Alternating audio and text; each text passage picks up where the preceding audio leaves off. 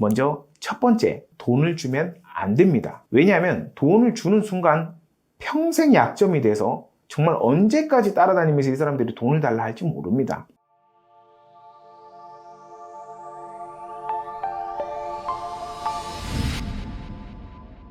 안녕하세요. 법무법인 통감 박진우 변호사입니다.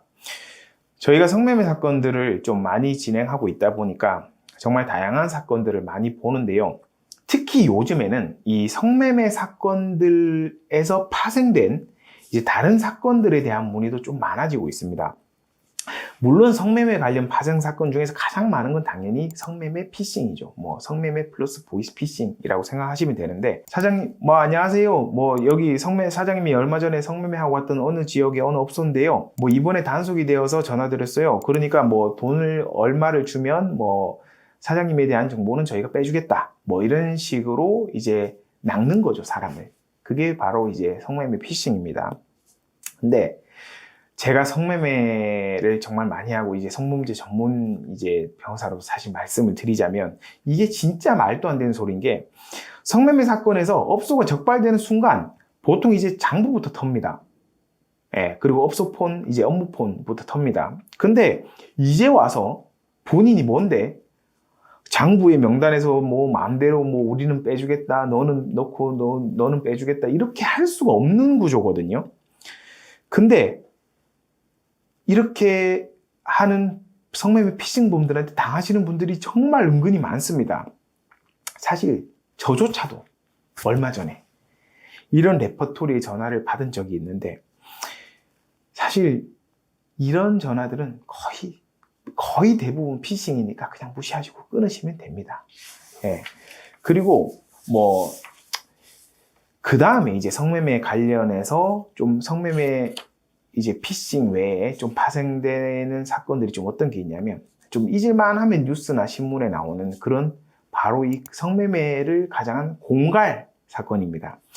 바로 이제 성매매를 미끼로 이제 유인을 하는 거죠. 성매수남들을 유인을 해서 모텔이나 아니면 그런 숙소에 들어가면, 아니면 그 여자분의 거주지에 들어가면 갑자기 얼마 뒤에 우르르 옵니다.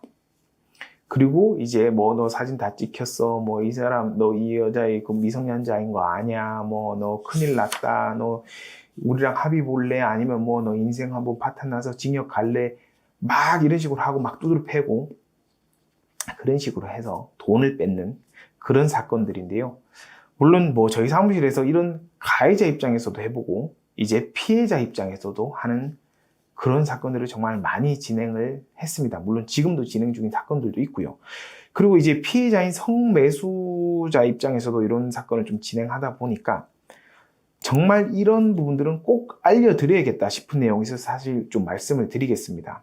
먼저 첫 번째, 절대 이렇게 협박하는 사람들한테는 돈을 주면 안 됩니다. 왜냐하면 돈을 주는 순간 평생 약점이 돼서 정말 언제까지 따라다니면서 이 사람들이 돈을 달라 할지 모릅니다. 그리고 또 한 가지 매우 중요한 부분이 뭐냐면, 공갈범 무리들이 현장에 나타나서 몰려왔을 때 가장 좋은 거는 현장 녹음을 혹시라도 핸드폰 통해서 하는 거고, 그게 안 될 것 같으면 절대 방 안이나 호텔 방 안 이런 데 머무르지 마시고, 최소한 CCTV에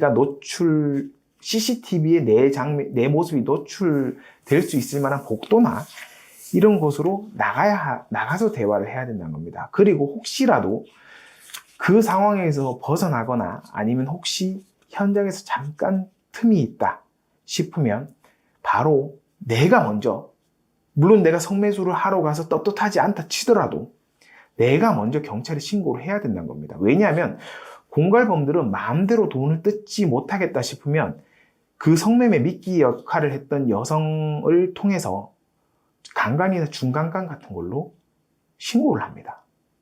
근데 아시다시피 이 강간이라고 먼저 고소를 당한 경우에는 아무래도 이제 수사관들도 사람이다 보니까 색안경을 끼고 사람을 보게 되고, 그러면 그때부터는 내가 무슨 아무리 억울하단 말을 해도 수사기관이 약간 삐딱하게 보면서 쉽게 믿어주지 않습니다.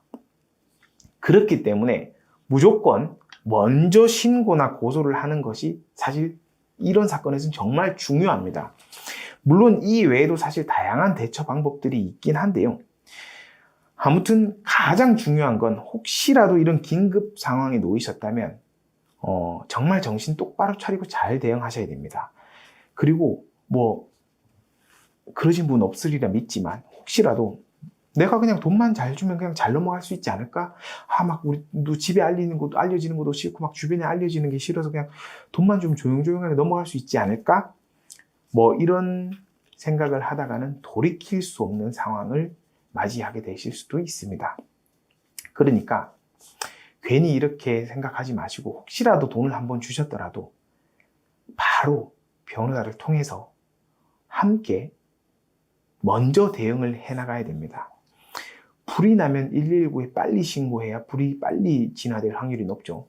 이 법률적인 문제도 마찬가지입니다. 법률적인 문제가 생겼을 때 빨리 대응을 하면 이게 별일 아닌 걸로 어떻게 보면 크게 번지지 않고 끝날 수도 있습니다.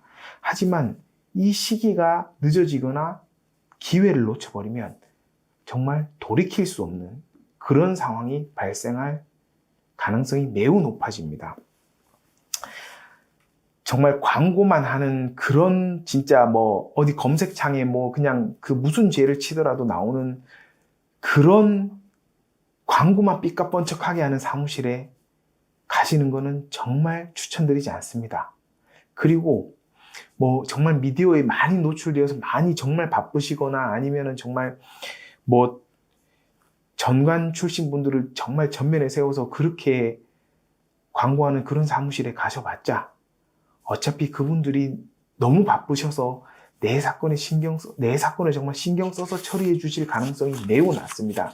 그러니까 정말 내 사건을 정말 신경 써서 함께 A부터 Z까지 함께 고민해주고 함께 대응해 주실 만한 그런 변호사님을 선임을 하셔서 함께 대응을 하시기를 바랍니다.